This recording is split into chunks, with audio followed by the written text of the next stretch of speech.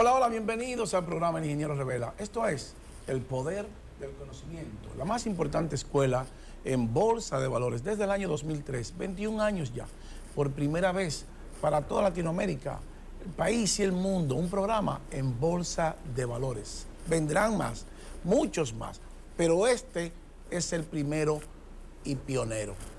Miren, hoy vamos a hablar de bolsa de valores y algunos temas geopolíticos. Vamos a ver las variables que le dicen a un profesional en bolsa, cuáles son los riesgos de los mercados, los riesgos de la economía mundial y evidentemente por descalificación también, conocer cómo eficientizar sus empresas y qué va a pasar con la economía nuestra y todas las economías del mundo a través de los mercados de valores y los mercados financieros internacionales.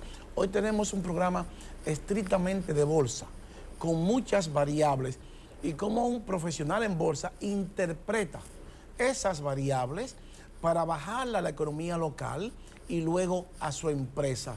Todos esos temas y muchos más en breve. No se vaya, el Ingeniero Revela continúa. Pausamos.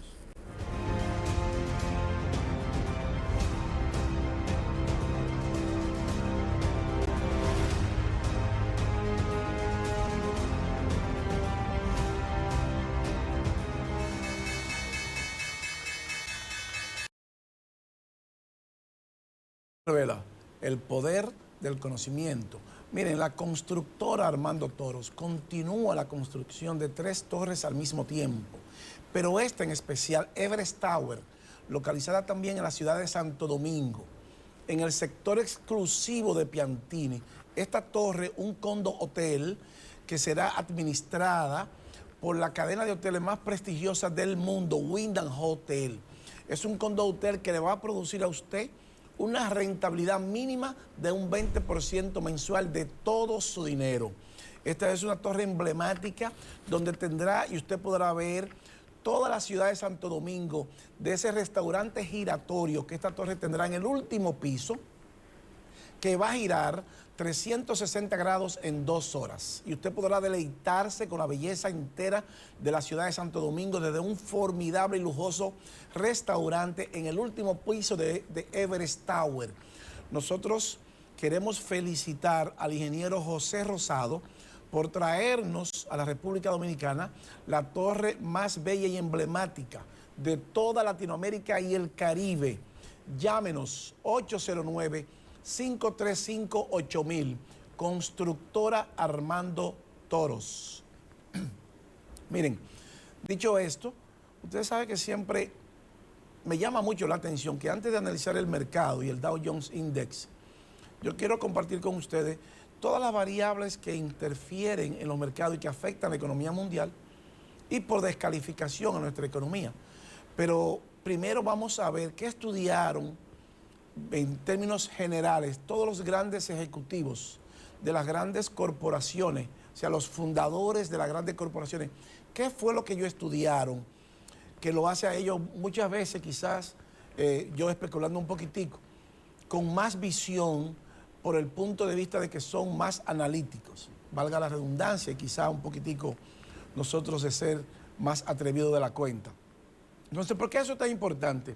Porque muchas veces pensamos que para usted saber de bolsa, que para usted manejar una empresa, usted tiene que ser economista obligado o tiene que haber estudiado administración de empresas, y no es así. Los grandes ejecutivos de las grandes corporaciones del mundo y más poderosas del mundo, 20% son ingenieros, no son ni economistas, ni estudiaron computadora, ni ciencia. Esa es la número 2, señor director, para que ustedes tengan una idea, ese estudio que se ha hecho, de que parece ser que los ingenieros, por ser quizás más analíticos, puedan tener mayor visión de otras carreras. Miren, ¿qué estudiaron los fundadores y ejecutivos? What did founders and CEOs studied? Dice aquí, compare the most common majors among 52 top CEO and founders. O sea, se hizo ese estudio con 52, con los mayores ejecutivos de 52 corporaciones del mundo. 20 ingenieros, para que usted tenga una idea, o sea, el 20% es ingeniero, solamente el 13% es economía. y un 17% estudió ciencia de la computadora y 6% matemática. Un 14% un MBA tiene una maestría. MBA, me imagino que será en otro tipo de cosas. Y design 3% y así sucesivamente. O sea que los ingenieros, business, ahí lo dice, business, language, social science, humanity, dropout, design, STEAM. Entonces los ingenieros parece ser, en nuestro caso, que estudiamos también ingeniería civil, parece ser que la visión nuestra, por ser más analítico, pues nos hace más participar en la bolsa de valores. Y por eso quise compartir eso con ustedes, de que no son los economistas los que más conocen de bolsa o de las grandes corporaciones, no, son ingenieros. Entonces, por eso es que los ingenieros podemos hacer tantas cosas en el mundo. Cuando usted busca todos los trabajos y puestos de trabajo que podemos desempeñarnos, los ingenieros históricamente, estadísticamente, parece ser que dominan el área de los estudios a nivel empresarial y de las grandes corporaciones. Miren, el Dow Jones continúa su ascenso explosivo hacia el alza. Y qué bueno, porque eso va a continuar así. Esa es la número 3, señor director. Entonces, ¿por qué es tan importante esto? Que veamos, miren, el Dow Jones cierra esta semana 38.671, ahí lo vemos, 4 meses consecutivos, está subiendo fuertemente. La economía continuará expandiéndose. Y eso trae su lectura. Y qué bueno que trae su lectura, porque estamos en un periodo eleccionario. Pero eso no quiere decir, puede bajar con nosotros, señor director. Eso no quiere decir que no tengamos riesgos en la economía mundial, que no tengamos riesgos en los mercados. Sí lo tenemos. Pero, ¿hasta cuándo nosotros vamos a ver una bolsa expandiéndose y una economía expandiéndose? Hasta el próximo 6 de noviembre.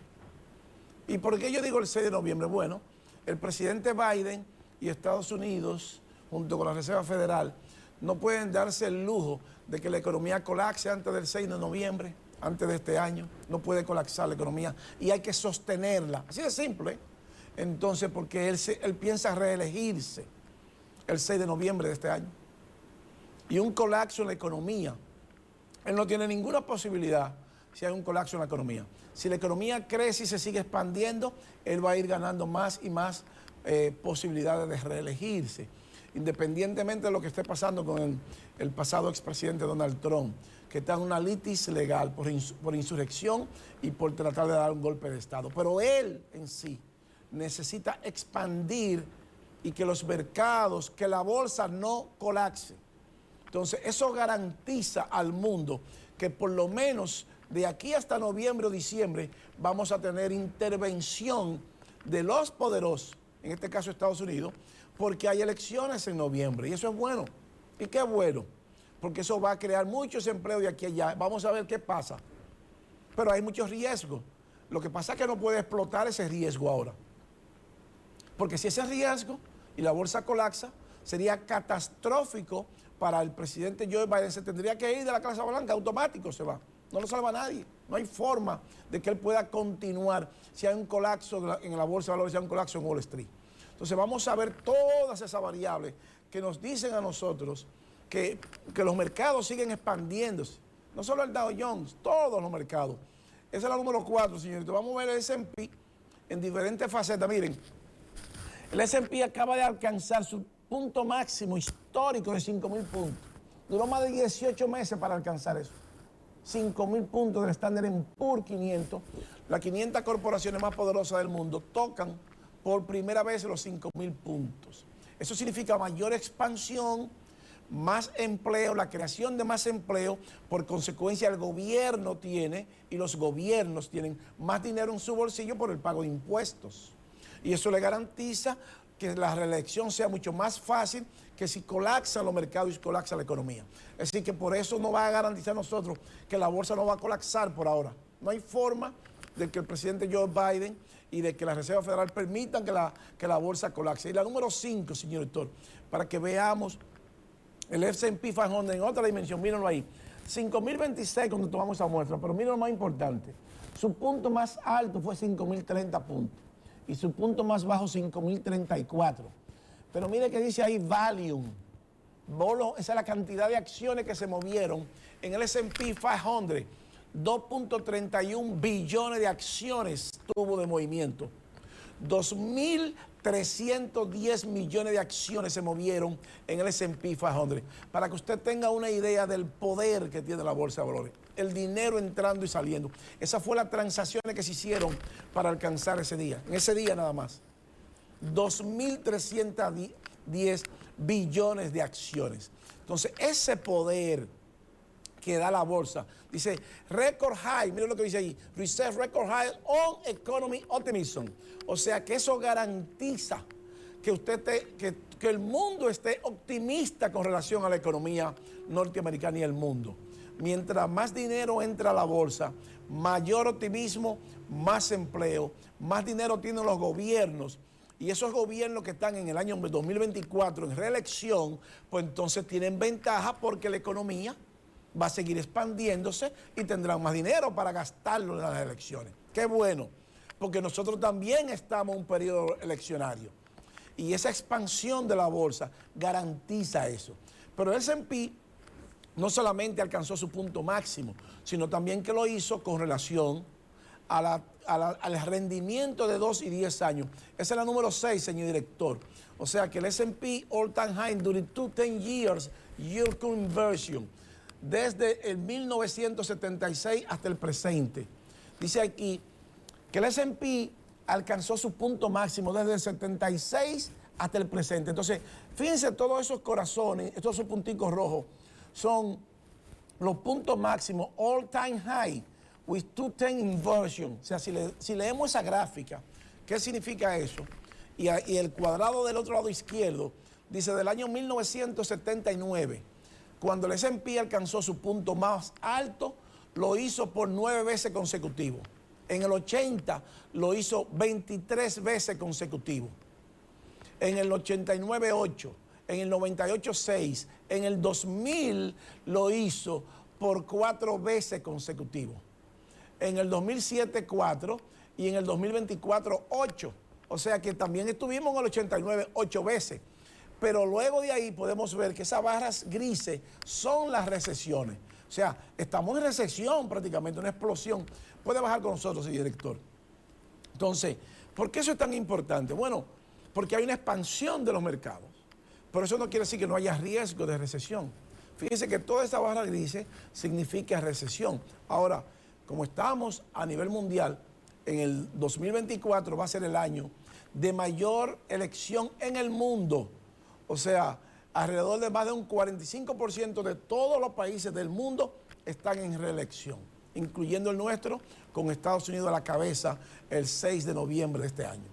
Entonces, no puede Estados Unidos, la élite mundial, permitir que la bolsa colapse. Pues entonces se van los demócratas de la Casa Blanca.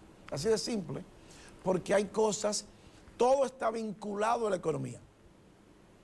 Las decisiones que toman los políticos, los presidentes y los bancos centrales son medidas que afectan la economía y que afectan a las empresas. Los políticos no van al Congreso, ni quieren ser diputados, ni senadores, ni quieren ser funcionarios porque aman su país. No. Es porque hay dinero en la política. Si no hubiera dinero en la política, se acaba el amor por el país. Pero como hay dinero en la política, hay que ir a la política. Los pueblos que no entiendan eso son pueblos que se dejan engañar fácil. Luis Fernando García sabe que todo político va a la política porque hay dinero en la política. Ahora, para eso son las leyes. Para que los políticos, aquellos que son ladrones, no se roben el dinero de los contribuyentes. Pero todos van a buscársela, todos, sin excepción. Ahora, las leyes los frenan. Los países desarrollados se aseguran de tener leyes fuertes, con instituciones fuertes y grandes consecuencias contra los ladrones funcionarios. A diferencia de nuestros países, que cualquier funcionario se roba 10 mil millones de pesos y no pasa nada. Ellos no permiten eso. Usted nunca ha visto eso, que en Estados Unidos un funcionario se robó 10 mil millones de pesos. Ni 3 mil millones de pesos, ni 100 millones de pesos. Usted no lo ha visto nunca eso. Y el día que pase, ese funcionario le van a cantar 3 mil millones de años preso. Que nosotros abogamos por eso. Entonces, esa es la diferencia. Entonces, los políticos no van a la política porque aman su país. No, es porque van a buscársela también. Pero las leyes fuertes son las que frenan a los políticos. Entonces es muy importante que nuestros pueblos entiendan que lo más importante de una sociedad avanzada son las instituciones. Que no importa lo que hagamos, si tenemos instituciones débiles, el país no va a avanzar, así de simple. Entonces por eso tenemos que frenar los políticos ladrones. Y los buenos presidentes, el caso ahora de El Salvador, con el presidente Nayib Bukele, que se reeligió con más de un 85% del voto popular. O sea que de cada 100, 85 votaron por él. 85. ¿Y ustedes saben por qué? No es porque él es un hombre hermoso, o porque viste bien, o porque es un hombre que tiene mucho carisma, no. Es porque está atacando la corrupción y la impunidad y la seguridad de su país.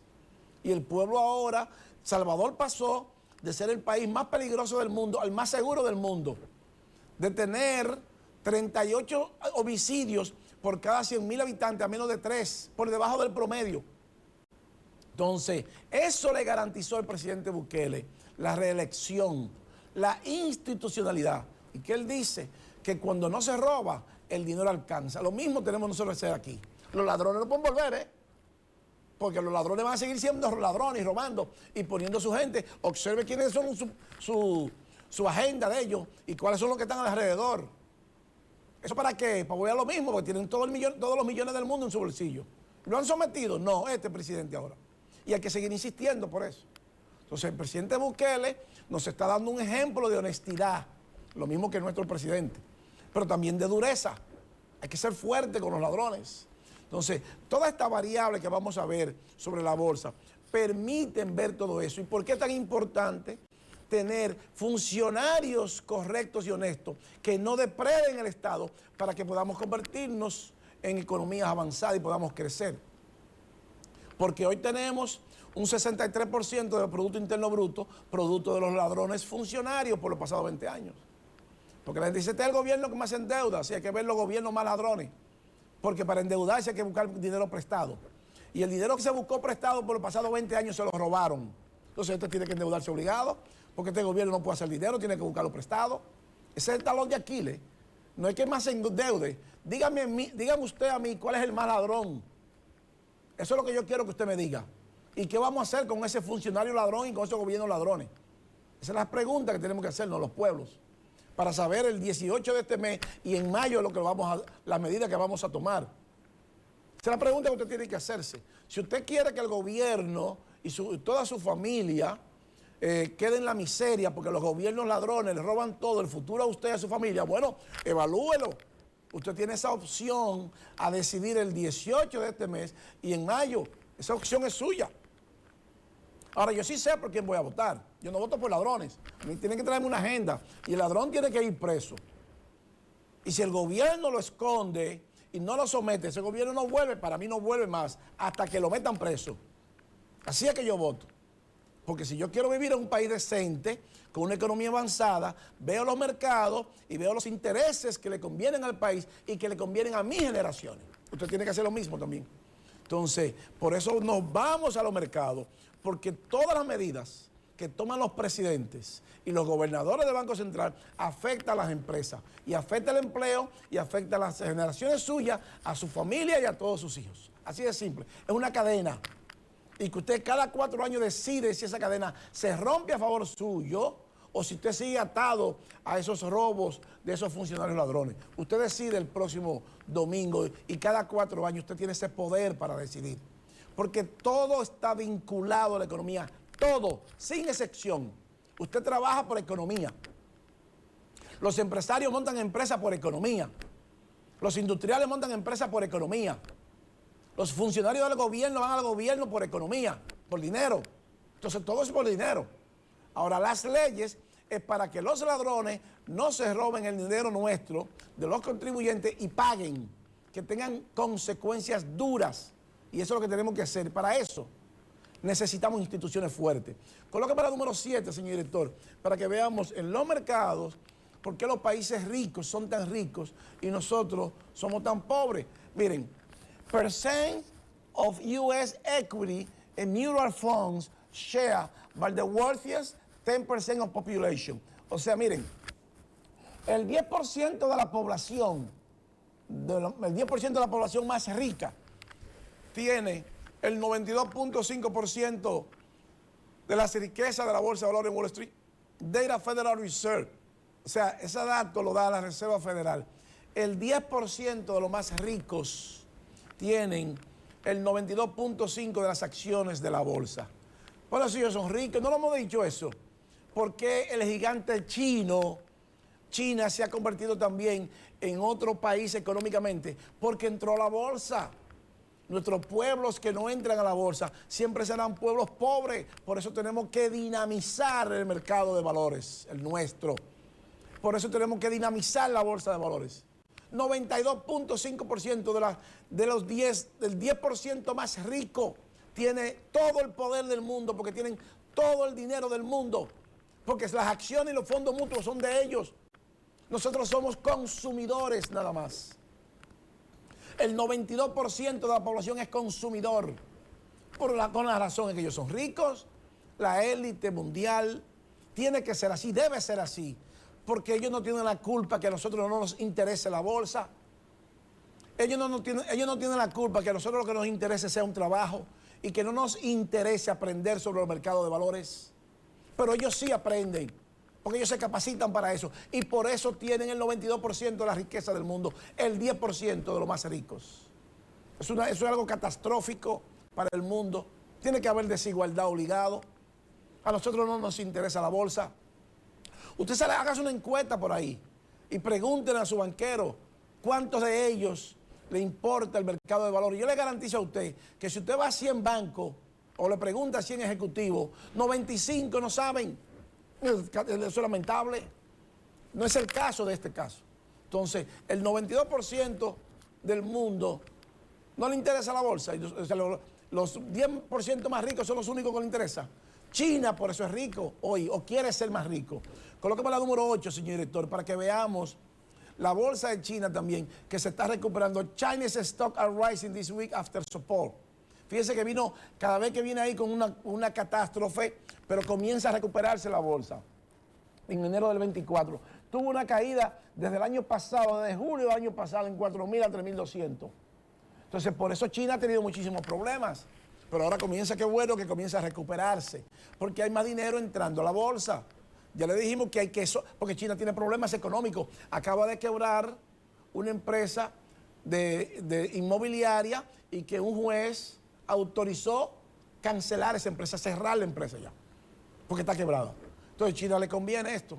No puede permitir que colapse su mercado, porque eso sería una catástrofe. Son 1.400 millones de habitantes. Entonces, en Estados Unidos que hay elecciones, pero China va a proteger su mercado. Comienza a inyectarle liquidez a su mercado. Por eso no me va a sorprender que el presidente Biden y el Banco Central de Estados Unidos, Jerome Powell, pues le inyecten liquidez, porque tienen que sostener la economía hasta después del 6 de noviembre. Hasta que ellos puedan garantizar una reelección suave y que le permita a ellos continuar 4 años más allá del 6 de noviembre. Que vayan del 24 al 28, porque si colapsa la bolsa, si colapsa Wall Street, ellos se van automáticos, no lo salva nadie. Pero eso también favorece al gobierno dominicano. Entonces, ¿qué nos dicen los bancos? ¿Qué nos dice Wall Street de lo que percibe los bancos de Wall Street? ¿Qué hará? ¿Cuáles serán las medidas que tomará Jerome Powell, el presidente de la Reserva Federal? Esa es la número 9, señor director, para que veamos qué piensa Wall Street. Mira, ahí los vemos. Source, Wall Street Journal. El Banco de América percibe que enero 31 del 24, 75 puntos, o sea, la 75% de corte que la Reserva Federal va a cortar en junio. Barclays en May, 100 puntos. BNP Paribas en mayo, 150. Citigroup en junio, 125. Dodge, 100. Esos son todos los bancos de Wall Street del mundo. HSBC en junio, 75. O sea, que ellos vienen dando informaciones de lo que ellos perciben, de las medidas que va a tomar la Reserva Federal a lo largo del año 2023 y 2024. Es para que ustedes tengan una idea, que el sistema financiero, que es el que presta el dinero y es el que más se ve afectado cuando la Reserva Federal corta o aumenta la tasa de interés, porque les afecta directamente a ellos, porque afecta el dinero, el valor del dinero. nos dice a nosotros una idea de lo que va a pasar. Entonces ya hay muchos bancos ahora en el 2024, desde Goldman Sachs, Deutsche Bank, Citigroup, BNP Paribas, Barclays, Banco de Sudamérica, que perciben que la Reserva Federal va a cortar la tasa de política monetaria FED con febrero del 24. O sea, es para que tengamos una idea de qué es lo que ellos piensan de las decisiones de la FED. Y es muy importante eso, porque eso le permite a las empresas conocer esto. Si va a bajar el valor del dinero, entonces baja el financiamiento de los empresarios y de los industriales. Porque si la Reserva Federal corta y baja el precio del dinero, necesariamente sus deudas van a bajar. Porque hay que hacer un reajuste a sus deudas, a su financiamiento. Y usted puede refinanciar sus deudas a una menor tasa de interés. Y eso es beneficioso para las empresas y beneficioso para crear empleos. Entonces, en un periodo eleccionario como estamos, conviene saber qué va a hacer la Reserva Federal, porque usted puede manejar su empresa de manera más eficiencia. ¿Y qué nos dice también? Y nos vamos a pausa. El S&P 500 y los beneficios de las corporaciones. Esa es la número 10, señor director, para que veamos qué nos dice a nosotros. Miren, S&P 500 Earnings en Stock Market. Fíjense lo que dice ahí, que la caída de los beneficios típicamente cae la bolsa. Cada vez que se caen los beneficios, el S&P es la línea roja, la línea amarilla, y fíjense que cuando se cae la bolsa, earnings, que es la línea azul, cuando los earnings bajen, históricamente también se cae la bolsa. Eso casi siempre, típicamente es así. En el 85, en el 90, en el 2008, en el 1940, en el 50, en el 60, casi siempre es así. Cada vez que pierden las corporaciones beneficios, entonces puede bajar con nosotros, señor director. Entonces, históricamente también cae la bolsa. Por eso es que nosotros entendemos que ahora que los mercados están muy volátiles, pero van a tener una mayor inyección de liquidez de parte de los gobiernos, que aquellos que están en elecciones, sostener esos mercados para sostener la economía y que ellos no se vayan del poder. En el próximo bloque vamos a ver hasta dónde ascendieron las deudas de la tarjeta de crédito y otras variables que están afectando el mundo económico, pero que posiblemente sean después del 6 de noviembre que nos vaya a dar más duros sus resultados. No se vaya. El ingeniero Revela continúa. Pausamos.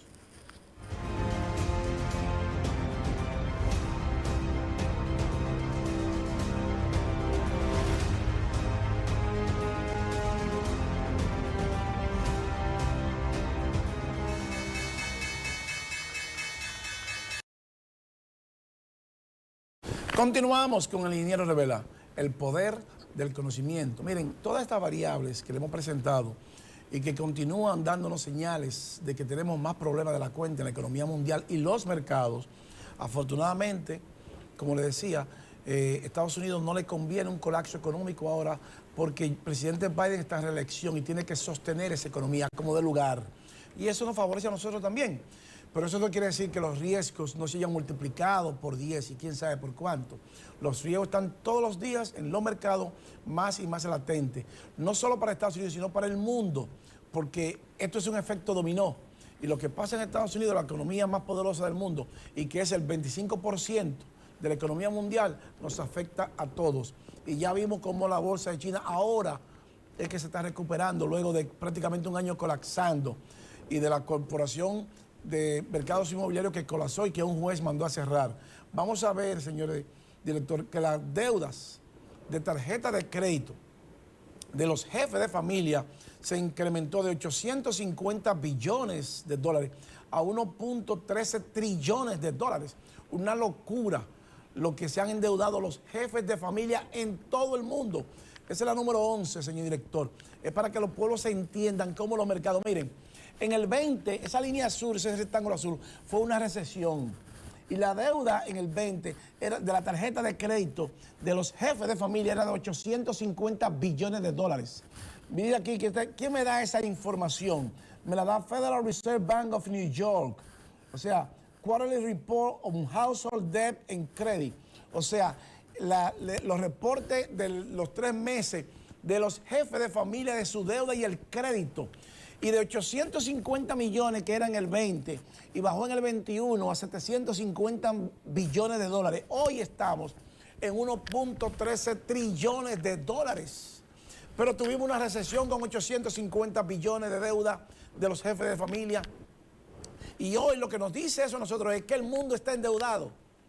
Si eso es así, para que usted interprete, entonces los jefes de familia de todas partes del mundo tienen una deuda 2 o 3 veces mayor ahora mismo. No me lo tienen que decir, los números me lo da el mercado. Y ese es el efecto dominó, porque todo sube y todo es basado en el valor del dinero, en la tasa de interés, en la inflación, lo que usted gana y que el salario no es elástico. Entonces, esos riesgos de los mercados son críticos para el mundo. Lo beneficioso que tenemos ahora es que hay que aguantar la economía hasta noviembre 6, porque si no el presidente Biden se va. Entonces le estamos dando las informaciones porque tenemos todo este tiempo para buscar la forma de recuperar la economía nuestra y para saber que los mercados lo van a sostener. Pero eso no quiere decir que no sigan subiendo los riesgos. Son más duros los riesgos ahora y más grande la incertidumbre. Colóqueme la número 12, señor director, para que veamos la tasa de delincuencia. Miren ahí, delinquency rate on credit card loans. O sea, la tasa de delincuencia en la tarjeta de crédito, los préstamos de tarjeta de crédito. Fíjense dónde está, en su punto más alto jamás, en 8%. Pero entonces, eso nos dice a nosotros que hay muchas personas que no pueden pagar su tarjeta de crédito. Y la número 13, señorito, shall balance transition into delinquency by select loan type. O sea, fíjense, la credit card en auto loan delinquency rate hit highest level por encima de 10 en los últimos 10 años. 8.5% y 7.7%. O sea, nunca lo habíamos tenido ahí en los pasados 10 años. La tarjeta de crédito y los préstamos para vehículos. Por eso incluye a la República Dominicana también. Eso no solamente es aquí, en Estados Unidos. Eso incluye al mundo entero. Porque es un efecto dominó de cómo los mercados se manejan y cómo usted tiene que manejarse, porque su salario no es elástico. Entonces, todas esas variables hacen que la economía mundial tenga mucho más riesgo.